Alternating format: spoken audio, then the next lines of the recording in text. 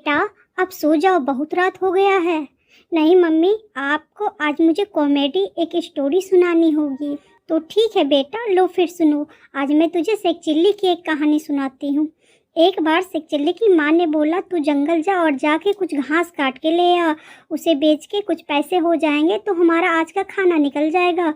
उसने कहा ठीक है, और वो कचिया लेके काटने के लिए घास चला गया।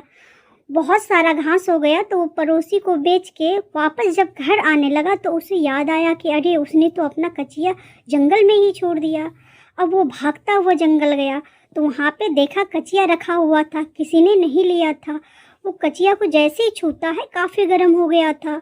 अब वो कचिया उठाने वाला था लेकिन गर्म के कारण वो छोड़ दिया। तभी उधर से एक नाई जा रहा था। उसने सेकचिल्ली को देखा, पूछा क्या हुआ।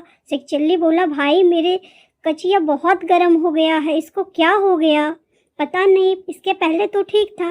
नाई समझ गया यह बेवकूफ़ है। उसने सोचा क्यों ना मैं इसका कचिया लेके बेच डालूं। उसने कहा तुम्हारा कचिया को बुखार है। तो सेकचिल्ली बोला ठीक है, इसे लेके मैं हकीम के पास जाता हूँ। उसने कहा नहीं, इसे मैं ठीक कर दूंगा।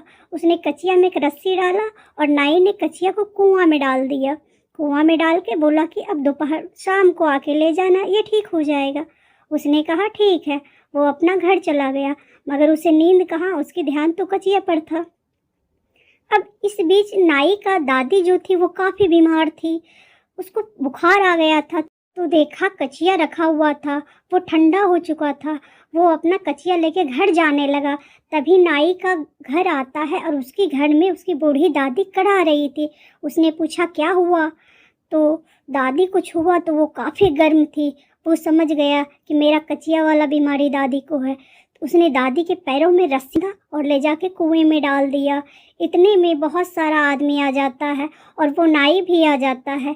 फिर पूछता है क्या चीज़ का भीड़ है, क्या हुआ।